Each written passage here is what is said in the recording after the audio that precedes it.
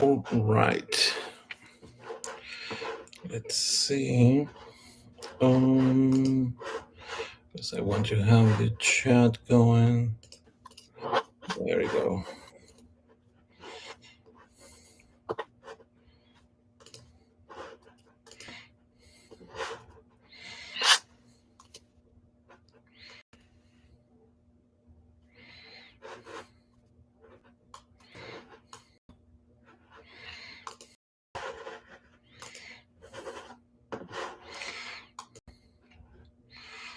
Okay.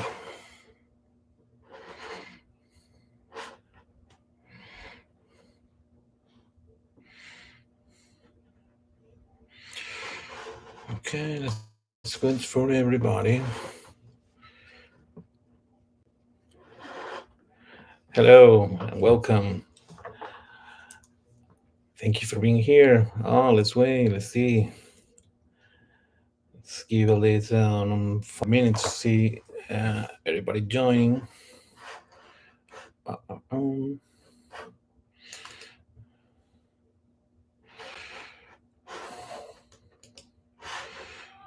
I want to thank you, everybody, since this is basically my first live session. I'll at least the first one representing my own brand. I mean, it's a pleasure. I mean, I've done this in front of an audience on a theater. I've done this uh, for clients in obviously remote for like 100 people and no problem. But it's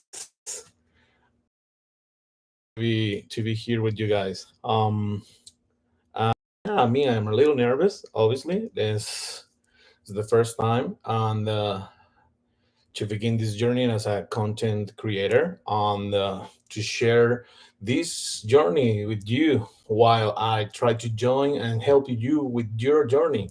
So, so this is a really important opportunity to me, and I'm really grateful for you joining. And I really hope I can help you. And well, let's wait for everybody who will be joining. And obviously, I will try to figure out a lot of things on the go. Hello, John, and thank you for being here. Let's see. Yeah, there's 1,000 things that I need to figure out while I'm doing this. So, because most of the time I have been on the prep talk and helping everybody else setting up for themselves. So let's give at least 2 more minutes for everybody to join. Uh, uh, mm. Okay, so here is where I got the. Okay, I can see your comments here. That's great. So it's good to know. Oh, thank you, Javi. Happy to have you here. All right. Well, I cannot see the attendees, but I guess that's actually for the better, so I cannot get nervous. All right. 1 more minute and we can begin because I don't want any of you guys to miss anything because I have prepared a lot of things for you. Uh, uh, uh, all right. Uh, I mean, you already have seen a lot of my face. I'm not a pretty person, so I'm just gonna jump into the presentation. And yeah, let's jump right into it. Okay, here. There you go. Oh, here. Okay, here's how I control this. Perfect. All right. So, uh, marketing huge quest. Startups grow one on one, or let's just name it marketing tips for people who are more like into their right brain skills. Okay, or people who just basically don't know how to do marketing there for themselves. I'm just trying to help you figure out how to do it for yourself, how to make it quick, how to make it easier, how to even make it cheap if you got a low budget. So, first of all, let me go through what we are going to be talking about today. The key steps to navigate through a startup landscape and with confidence and flair. uh, by the end of the season, I'm gonna be going real quick into a lot of stuff because to give you a chance to do QA, because I believe when you go to these kind of webinars, workshops, whatever kind of live events, most of the time, since all of the startups has a really different settings, real different feelings, like everybody's different. You cannot just give generic tips for everybody. Some are useful, some can engage like with a lot of people, but most of the time you cannot basically nail everybody.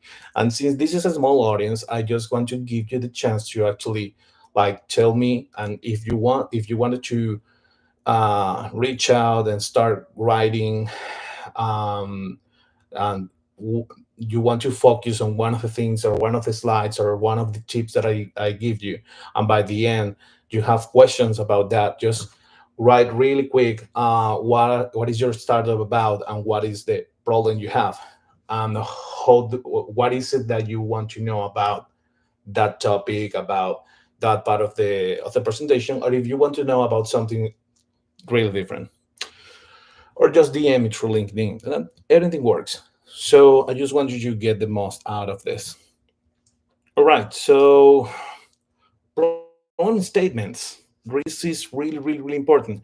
And let me get my face out of here because I'm blocking. Yeah. Let me do this. All right. Perfect. Now you can see the slides. That's great. If I can get my face to the right or something like that. Mm, Seems like I cannot do that, so never mind. Okay, so problem statement, basically, it's a concise description of the issue your product or service is solving and why is so important.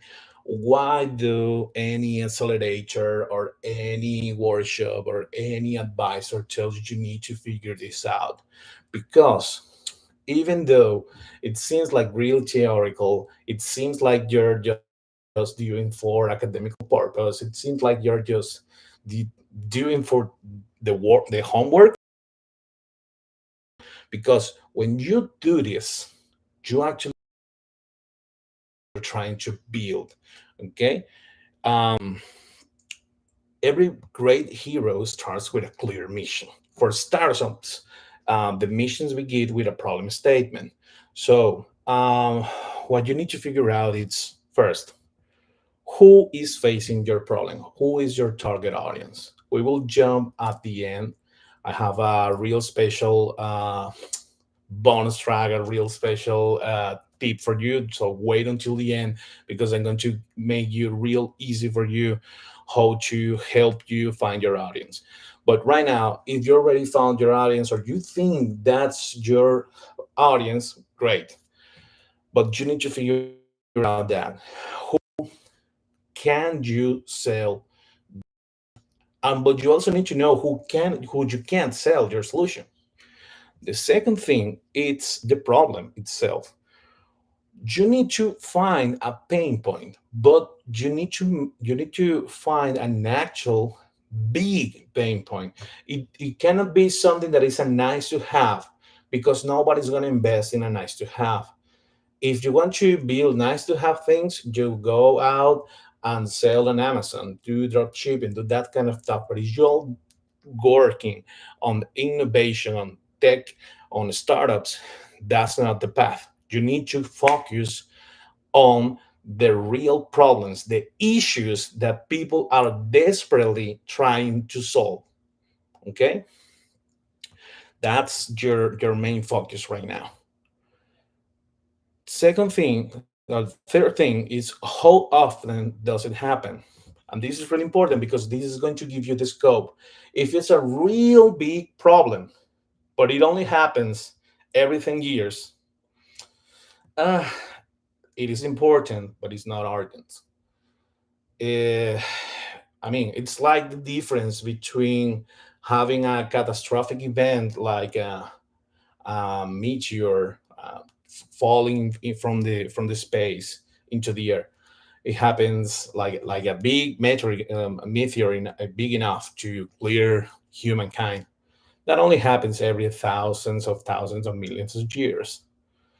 But hurricanes, I mean, I just went through one last day. I mean, that this very morning, we were having one hurricane down here on Florida.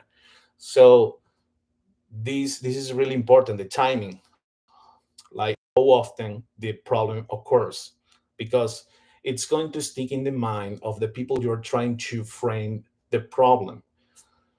Okay. The last one is the stakes. What is a stake here, and why does it matter? And this is because you're going to frame it from 2 points of views.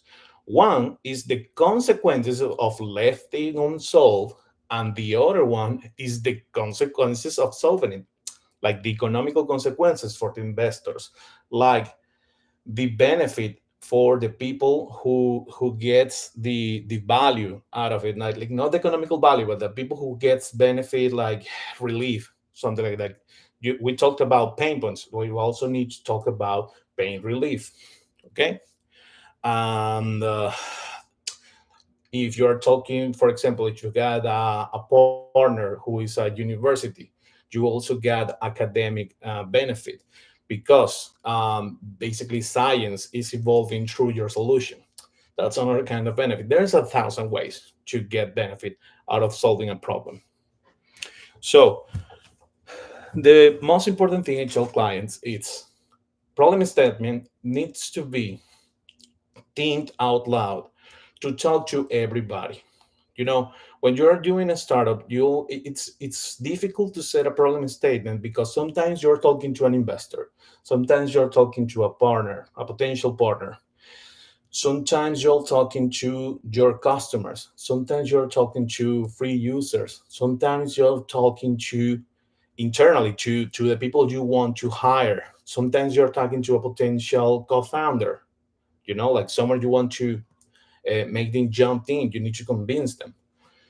So your problem statement need to be bulletproof. Need your problem statement simple, that even your nephew or your grandma can understand it, and can understand these four things, can understand the pain points, can understand how often this thing happen, can understand what is at stake, can understand the context. Okay, can understand who is the people. If you start telling like the target audience is I don't know, like the and a specific tribe and a specific kind of people, and your who don't know who that is, you might start thinking, well, what if I talking to an investor who is the same age or the same generation that my grandma, or has the same values? You know, that's something you need to be thinking about.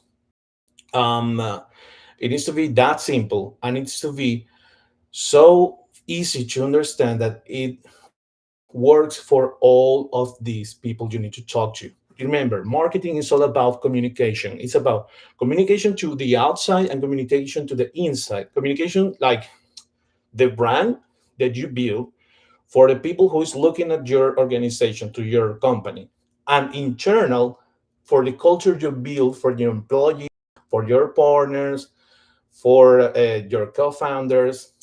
Because at the end of the day, when you finally nail an investor, he's going to be your partner. When you finally get a customer, he's going to be your client. So you need to talk externally, and then you also need to focus internally.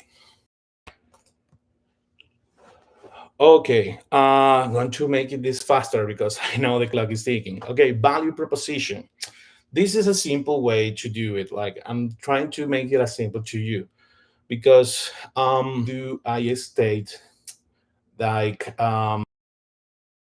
how do I explain to people the value solution. And this is really important. Like this is just an example of the way you can explain your problem statement through a value proposition. Like our product or service helps your customer describe your customer who needs to describe your problem, like what is it in a verb or several, by this is what you do, this is what your solution does, and the added value, unlike what already existing solutions, or if there is anything like it, you sincerely you just do like because there is nothing like it. All right. This example I put it here. If you want to print, don't worry. I'm also gonna be uploading it later in my YouTube channel. But this is really helpful because you can use it for your pitch deck.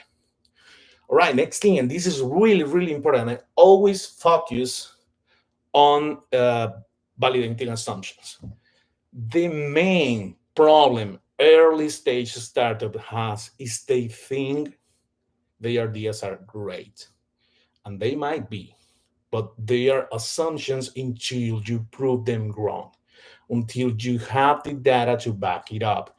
Like everything you say, everything you state has to be backed by data. You need like it's like when you're trying to build a thesis, like you need academical references. You need to prove everything. Well, the same happens here. And how do you do that? It's not just about going to Google and start researching every paper you find. No, it's a lot of information that to provide enough value to your company. You are also need to do two kinds of, like, you have primary research and secondary research. I'm going to give you like three ways into find that information you need. Okay, so talk to your target audience. This is something we call customer discovery. Is when you already know who is your target audience, or even if you just think this is your target audience, you will find out soon enough when you start talking to them if they are or not. Like, ask them what are their problems. Just Google what the hell customer discovery is. There is not much information about it, but the few videos you can find on LinkedIn, the few the few posts you can find on Google, they help a lot because it's all about listening. You are not going there to pitch your solution. You're just going there to try to learn what problems that target audience have. Obviously, you want your solution to be the solution to that problem, or your idea to be that solution, but you need to find that sweet spot between the two. So what you do is you narrow it down. For example, if I'm going to a specific kind of I don't know, uh, rockets to go to Mars, I need to talk to a target audience that in my mind, I can talk to everybody who wants to go to Mars. All right, that's a good approach, but I need to go further. Like, who wants to go to Mars and can go to Mars? Who can afford it? Who can? Who is visionary enough to believe this can actually happen? When I get to that specific target audience, when I start cleaning through the noise and get to the specific people who wants to do this and can do this, I start talking to them. And I start asking questions like, how do you think a rocket to go to Mars looks like? And then they start talking and I start listening. And maybe they are describing the product they will pay for. And I'm listening like, can I build that product? Obviously, this is like a super hard thing to build. And it's not like most of the cases, like this is something maybe Elon Musk can do, but like shrink it down to simpler solutions, like, I don't know, talk to accountants, try to building, I don't know, a simple solution for booking, try to talk to, I don't know, people to trying to lose weight, and maybe they are in the need of a specific thing to motivate them, that sort of stuff. All right, launch if your startup is already on the prototype stage, you don't be afraid to launch your MVP and fail. Do that. It is important. Launch and relaunch and launch and relaunch. But when you launch, you need to do it not to try to get money. You need to try to get traction, which means like making it out loud so people know you are launching, and try to get user feedback. You need to have a way to track the feedback these users can provide. So, what you're doing is basically, I don't know, make surveys, have forms, basically make it free so they start using it, but you need to have several steps in which they need to provide feedback. And you can also do the same again like you did before, like go and do interviews, go and do longer surveys, because you need to talk to them and you need to know how they feel about your product. Like everything, even if it might sound dumb, most of the time you think it is obvious, like they are going to say it's ugly. No, no, no. They are going to provide really good insights about what they want from your product. And that's what you need to focus on.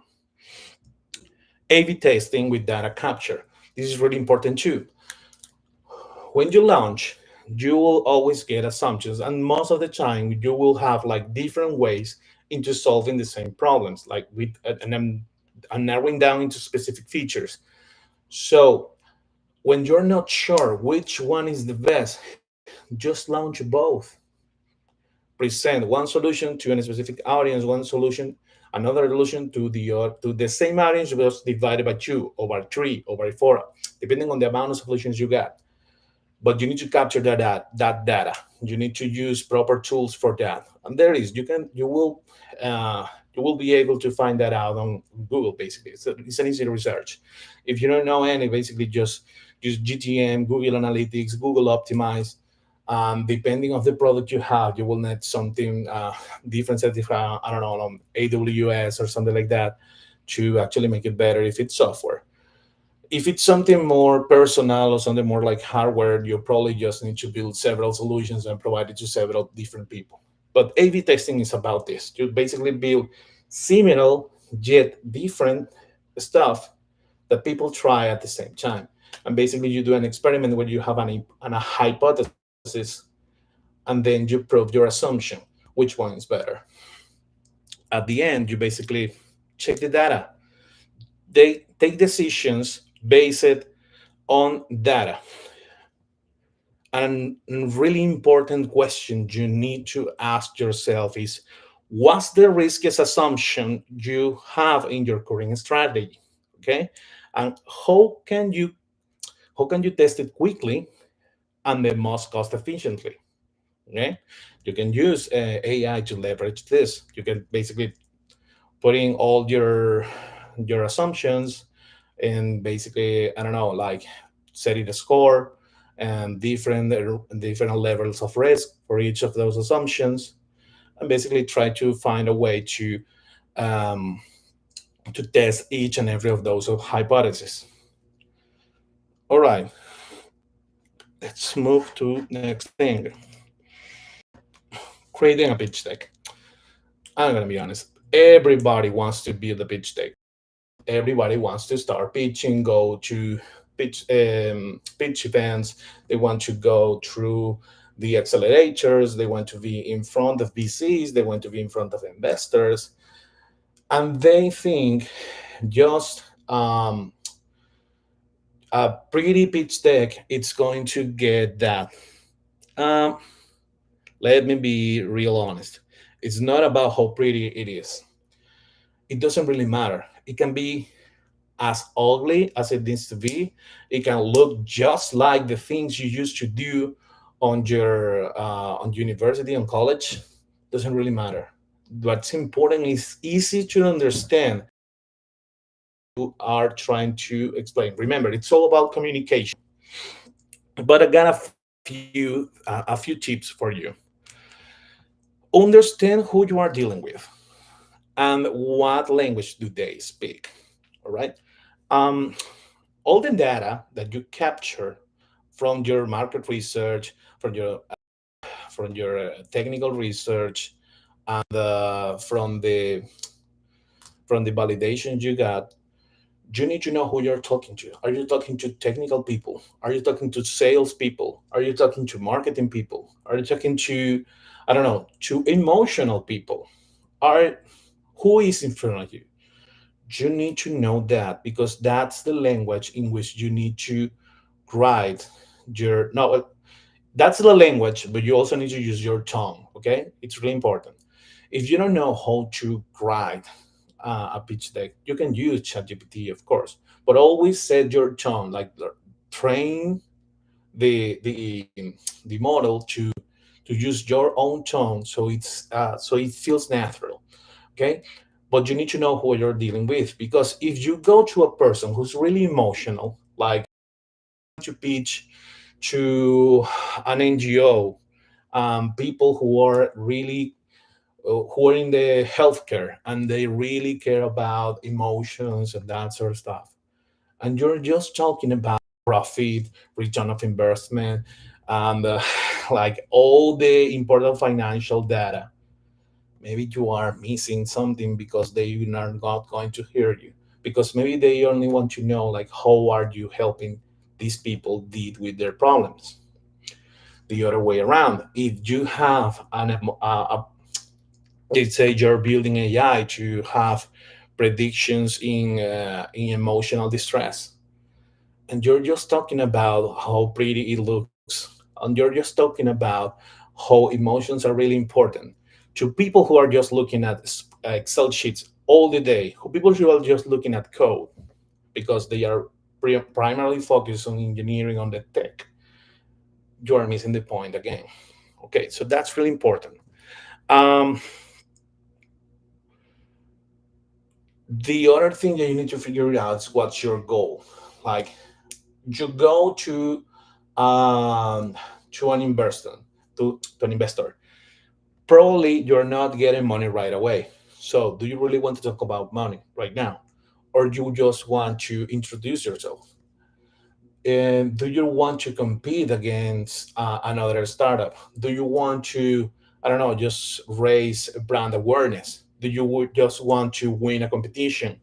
Do you just want to, like, make them understand what your product looks like? Not all the pitch decks looks the same. Some people leverage more on the product, some people leverage more on the problem they found, some people leverage the most on their team because they don't have a working prototype or MVP.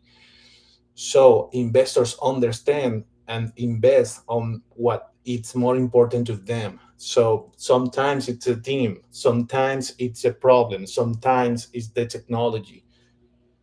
There's like a on what are you showcasing, and what is important is what you want to transmit. Okay, keep it concise. Just add um, things on the slides that you cannot memorize. Like, if you are adding dates, that's good.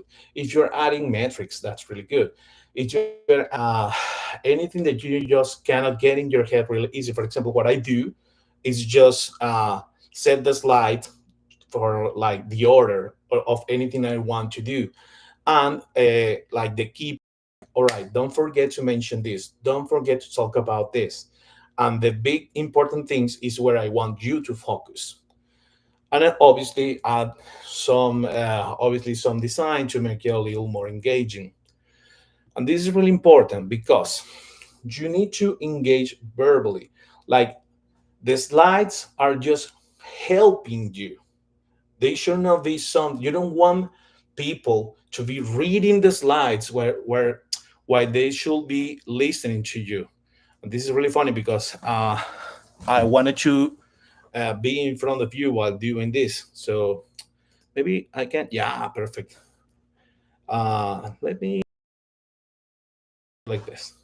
So this is really important because we they are going to invest in a company where you are the most important value, because you are building the product, you are building the solutions, you are the most reliable value of that company, even if it's patented, even if it has a patent, even if it's already solved the problem. You need to take it to the next level. So they need to rely on you because you're taking the next decisions. When you're using a pitch deck, it is really important that you are just using them for the to convince, to help you convince to what you're already saying verbally. All right. For example, in this example, it's like Gerald Salman. This is a quote from him. And who is Gerald Salman? Maybe you don't know him. So just, it's a smart guy from Harvard. So you see, it's like I'm giving you a picture of the guy, a really good picture. I'm making it as easy as possible to. It's just this. This is who you need to know he is, and this is what he said. What this, like, I don't remember. So 90% of the decisions people make on online e-commerce, it's made entirely by based on emotions, and then they attempt to support their decisions with logic, which is conscious thinking.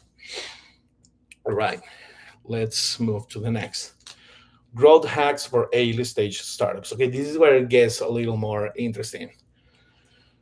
These are real hacks that you can use, and this is actually really basic into the marketing science. Um, but if you are so from what real marketing looks like, help you. So referral programs, you're probably already using it in any app you have ever used, but it could be beneficial to you too. If you are giving your users a chance to get more value out of your solutions by referring to somebody else, that's really useful. Um, if you are already, if you're already showing you have a paywall, give them the chance to, by referring, give them a little credit. That's going to increase by subtracting a little bit of your earnings. It's going to increase your user base, and it's actually way more important than the revenue you're creating, especially when you're looking for funding. Okay, so leveraging user generated content, engage your users through social media. You don't need to be like the best designer, you don't need to be the best content creator, you don't need to be super pretty, you don't need to be an influencer. You're already a smart enough person to build a product, to launch a company. So just talk about what you know to do best, just like I'm doing right now.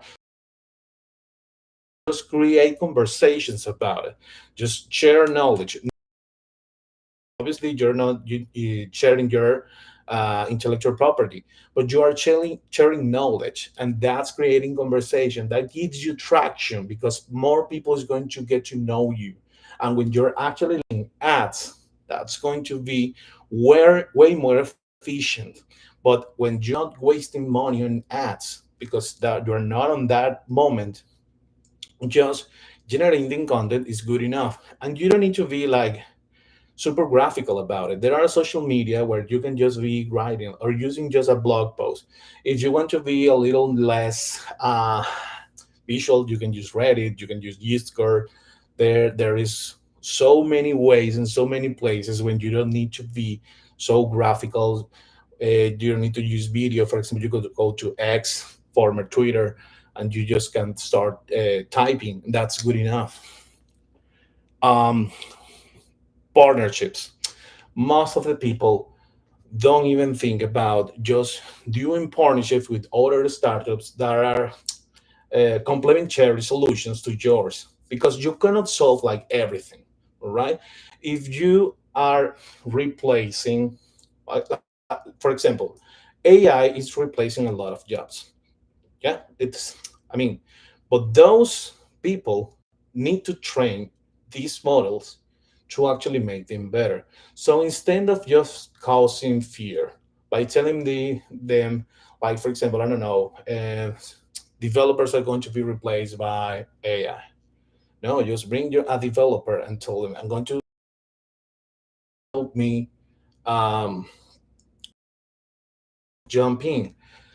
If you're in the need of I don't know, to train your model in some sort of profession, like I don't know, like medicine, like therapy, whatever, or if you just need you're using computer vision to X, for example, I don't know, to find problems on an engine, just bring that cousin of yours who knows a lot about engines, that sort of stuff. But it also works on business. So instead of competing like regular standard businesses with digital businesses, just bring them as partners. Like they can both benefit. All right. There's thousand ways to do this. Email waitlist.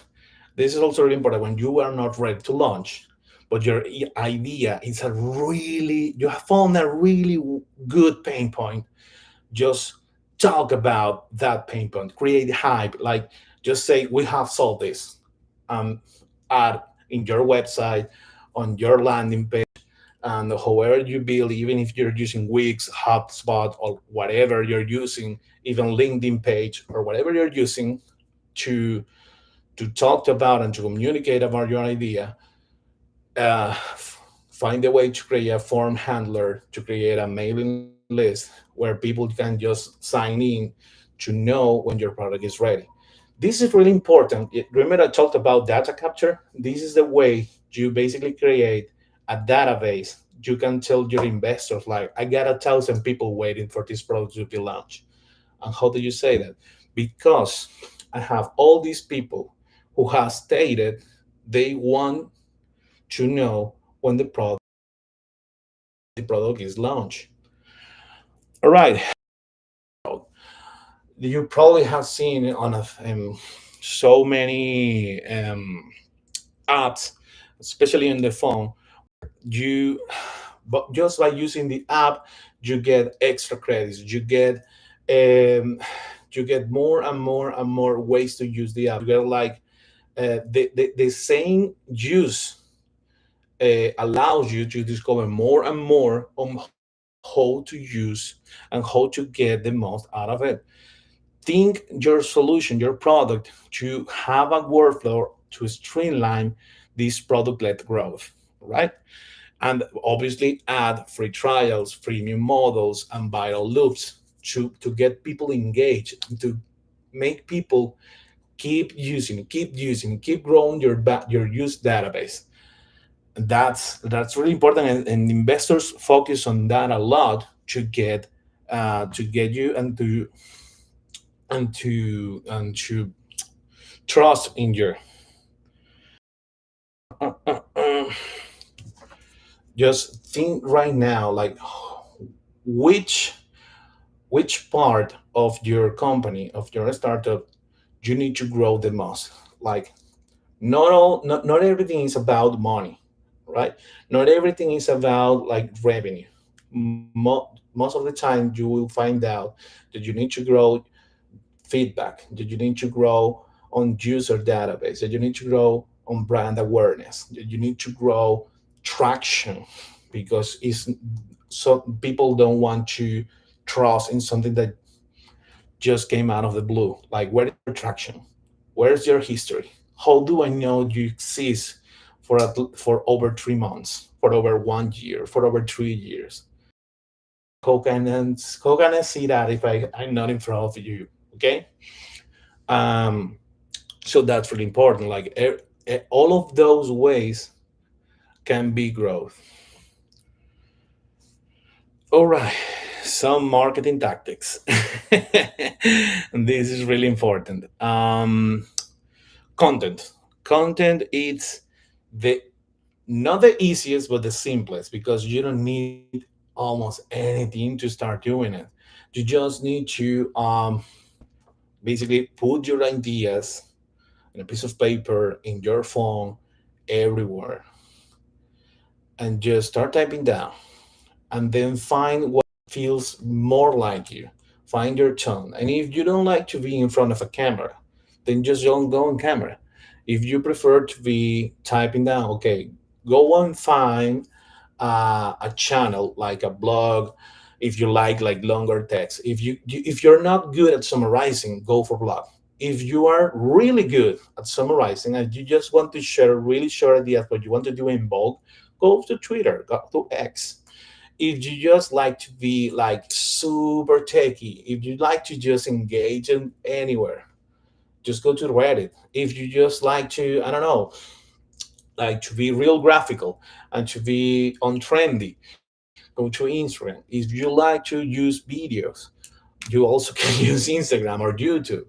If you want to talk about business stuff, like you want to just talk about whatever it is you worked on, because you don't want to talk about another level about life. You don't want to talk about things you consider silly or just you consider to uh, topics you don't care about. But you are really your work is really, really, really a good place for you to into other people who have the same interests as you.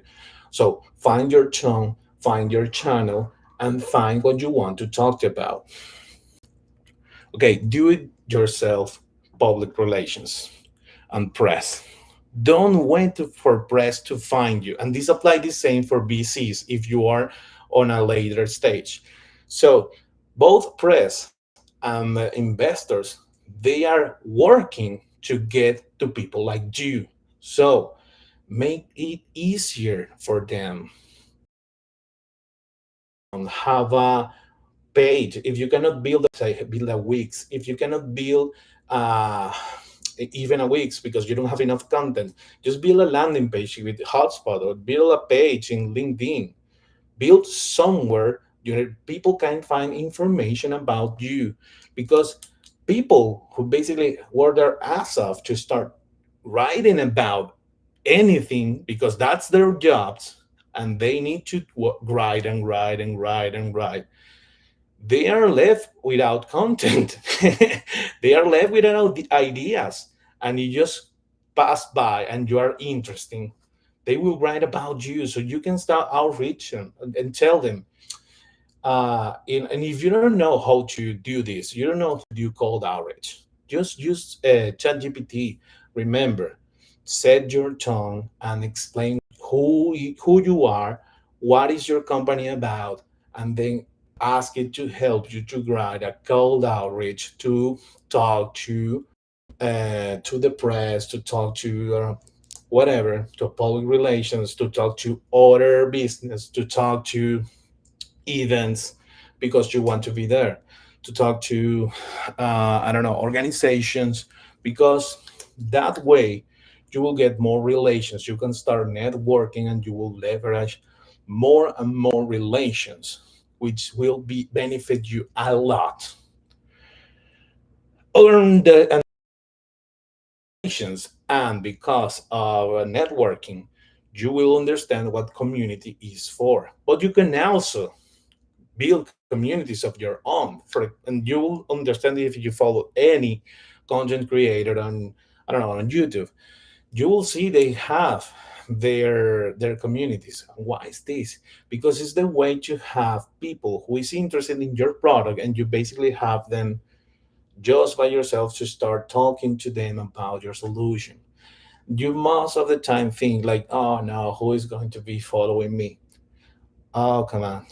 You are right now listening to me. Why? I mean, nobody. I'm just a guy who knows about something like it's called marketing, but you could listen to anybody talk about marketing. You could just Google about marketing stuff. You could just ask ChatGPT or YouTube. But you're listening to me, right? So this is the start of a community. But you can use, for example, Discord, Slack, Reddit.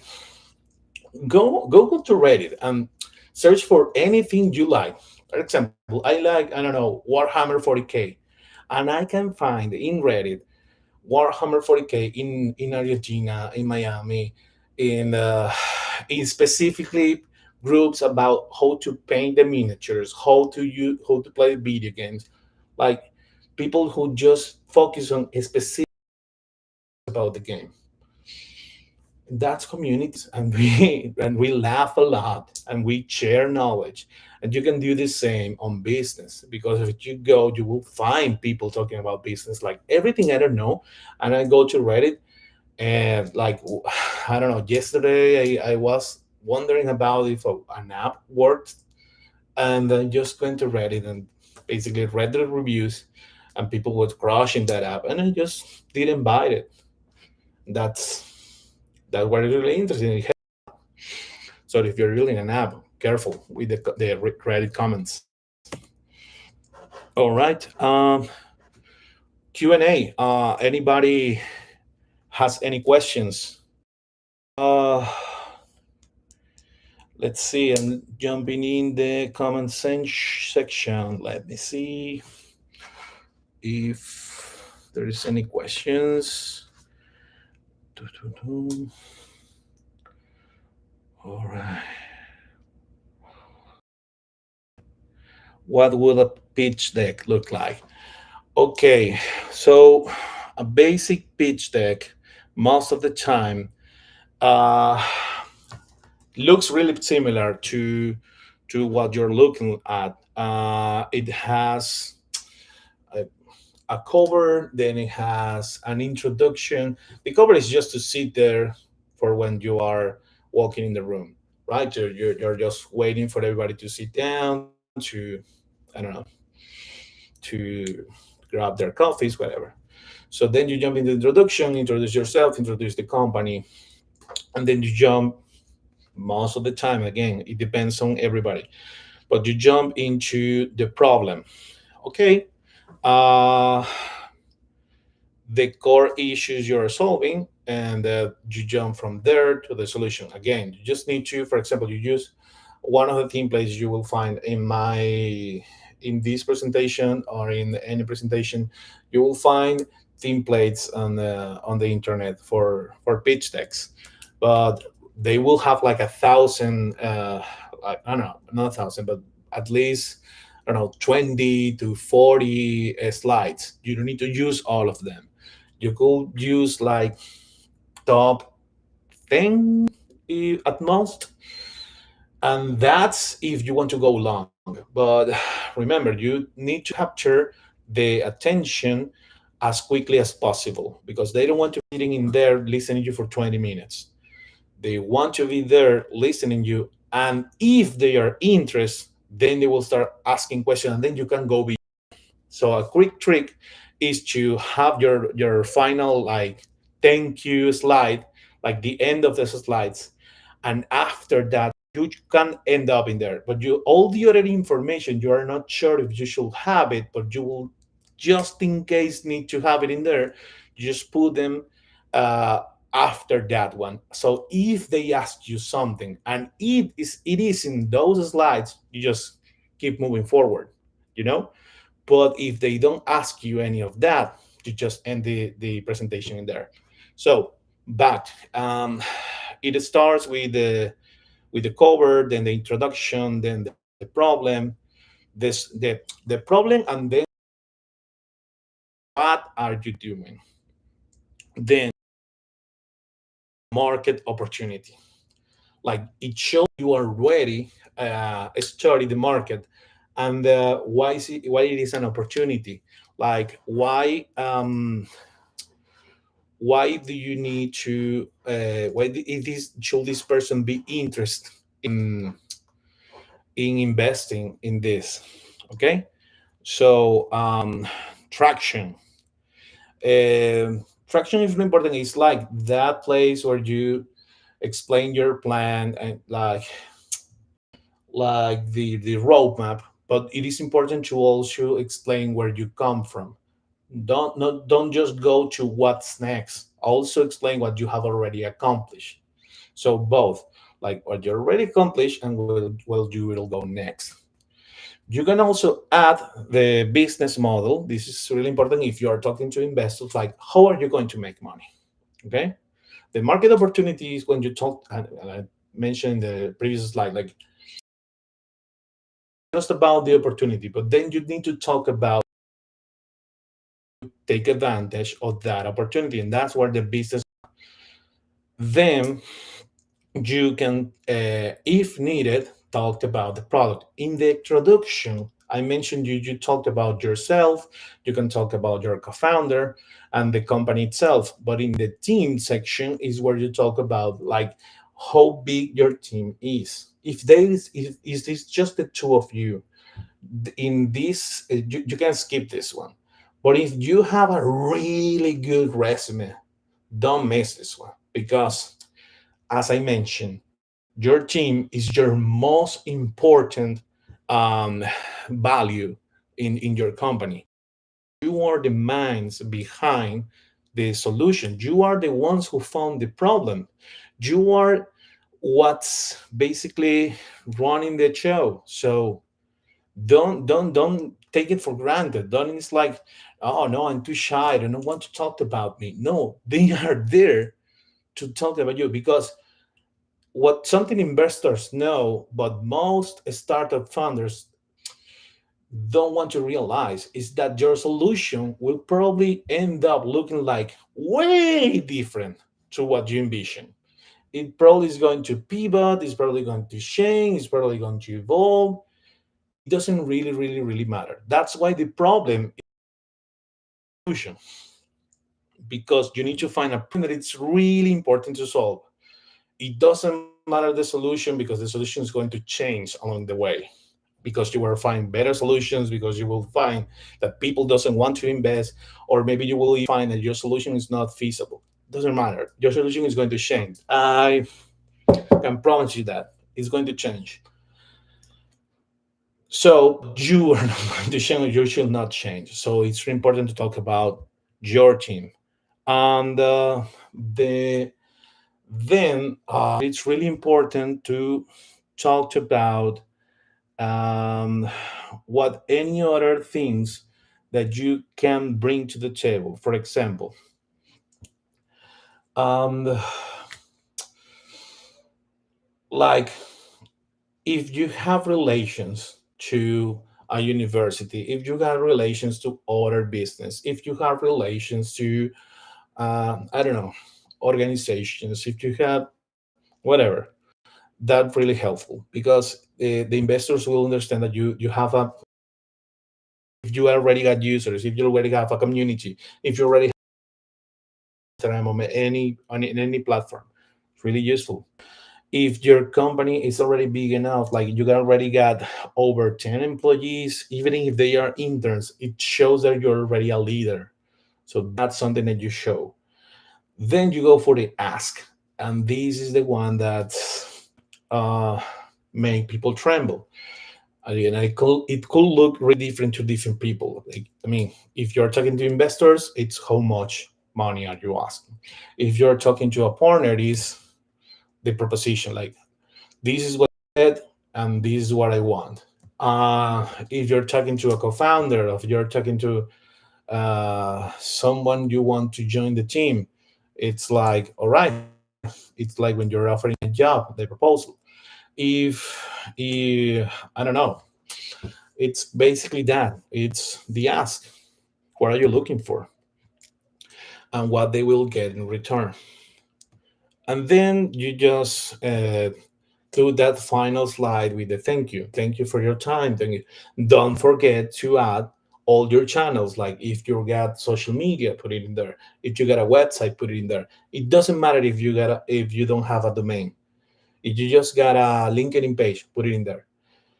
You should at least invest on a domain. Like if you build your website with Wix, if you build a hotspot landing page, it's okay.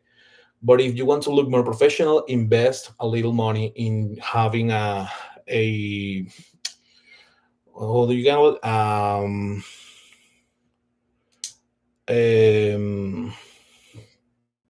so when you have the domain, that at least you will look a little more professional. And leave your contact, like leave your email, leave your phone. If you had a QR code with your B card, that's good. If you don't know how to do any of that, go find Google, in Google Hi Hello. It's a good platform. I used myself to build like a contact. It's like a contact tree where you add all your information. Um, and that's it, guys. I don't have much more time. I already went through the hour, so I'm going to leave you with that bonus that I mentioned, like that. This is a bonus track. If you don't know what a buyer persona is, this is how you build one. It's basically, let's put it like this: don't know what a buyer persona is, and don't know how to frame that audience. This is a really interesting exercise. You can do it like manually, like sitting around with your co-founders, and basically everybody needs to write a profile or maybe two of your potential customers. You can even give it a name. You can build their profile pictures, download from the internet or created by AI. They should, like, how do they look like, what do they like, what do they eat, how their hobbies, like everything. Okay. um but if you are doing it on a, if you want a chat GPT to suggest it to you, do it like this: AI, I am a, what do you do?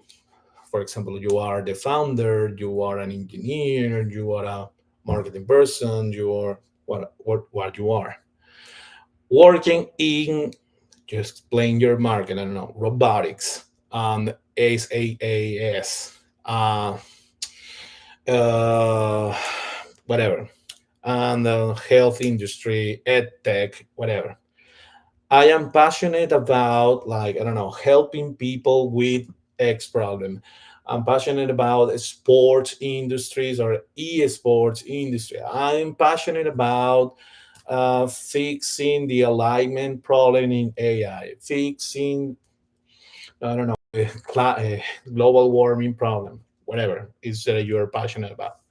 My company is details about your company and like the size, the revenue, your X factor, what makes you you, like the startup, not you, like what makes it like different. Like, for example, uh, one of my colleagues, we have known each other from when we were on our mother's bellies.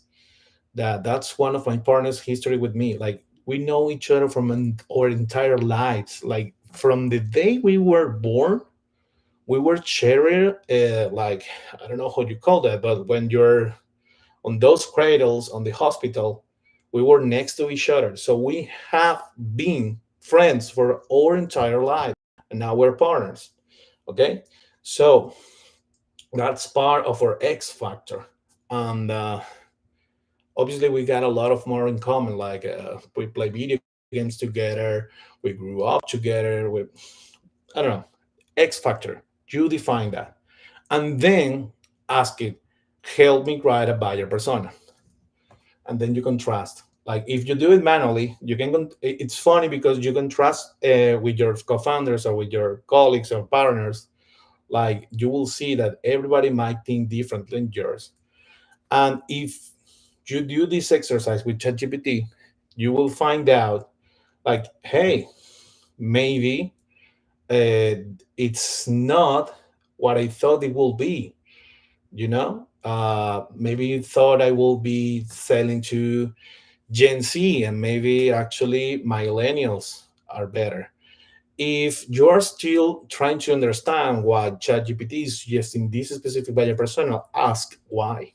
Why did you make these suggestions? They will probably do it already, but if it doesn't, just ask. And you can use this same prompt to then ask any to help you do more things, like help you find a tone for your or for your website, for your social network, and so on. It will not be perfect, it will not be the most authentic thing, it will not be well, it will not turn you into an influencer, but it can help you launch. It can help you kickstart. So go and do that if you're not a super perfect marketing person. And well, I hope this helped you, and thank you guys for being here. You we basically joined me through my first live with my personal brand, Greikk Advisor. So thank you a lot, and this is really great and really thankful. So well, see you in the next one. Bye.